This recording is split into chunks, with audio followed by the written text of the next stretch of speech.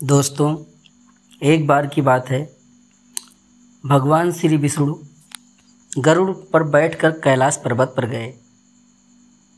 द्वार पर गरुड़ को छोड़कर खुद शिव से मिलने अंदर चले गए। तब कैलाश की अपूर्व प्राकृतिक शोभा को देखकर गरुड़ मंत्रमुग्ध थे कि तभी उनकी नज़र एक खूबसूरत छोटी सी चिड़िया पर पड़ी। चिड़िया कुछ इतनी सुंदर थी कि गरुड़ के सारे विचार उसकी तरफ आकर्षित होने लगे। उसी समय कैलाश पर यमदेव पधारे और अंदर जाने से पहले उन्होंने उस छोटे से पंछी को आश्चर्य की दृष्टि से देखा। गरुड़ समझ गए उस चिड़िया का अंत निकट है और यमदेव कैलाश से निकलते ही उसे अपने साथ यमलोक ले जाएंगे। गरुड़ को दया आ गई। इतनी छोटी और सुंदर चिड़िया को मरता हुआ नहीं देख सकते थे। उसे अपने पंजों में दबाया और कैलाश से हजारों कोस दूर एक जंगल में एक चट्टान के ऊपर जाके छोड़ दिया और खुद वापस कैलाश पर आ गया। आखिर जब यम बाहर आए तो गरुड़ ने पूछ ही लिया कि उन्होंने उस चिड़िया को इतनी आश्चर्य भरी नज़र से क्यों देखा था।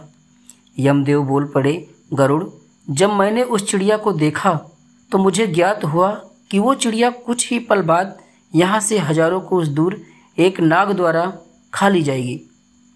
मैं सोच रहा था कि वो इतनी जल्दी इतनी दूर कैसे जाएगी, पर अब जब वो यहाँ नहीं है तो निश्चित ही वो मर चुकी होगी। गरुड़ समझ गए मृत्यु टाले नहीं टलती, चाहे कितनी भी चतुराई की जाए।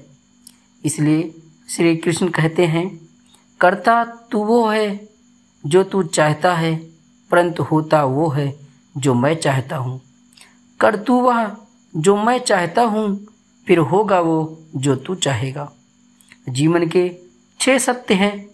पहला, कोई फर्क नहीं पड़ता कि आप कितने खूबसूरत हैं, क्योंकि लंगूर और गोरिल्ला भी अपनी ओर लोगों का ध्यान आकर्षित कर लेते हैं।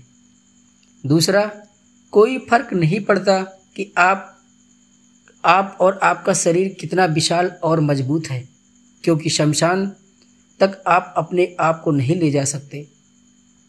आप कितने भी लंबे क्यों न हो, मगर आने वाले कल को आप नहीं देख सकते। कोई फर्क नहीं पड़ता कि आपकी त्वचा कितनी गोरी और चमकदार है, क्योंकि अंधेरे में भी रोशनी की ज़रूरत पड़ती ही है।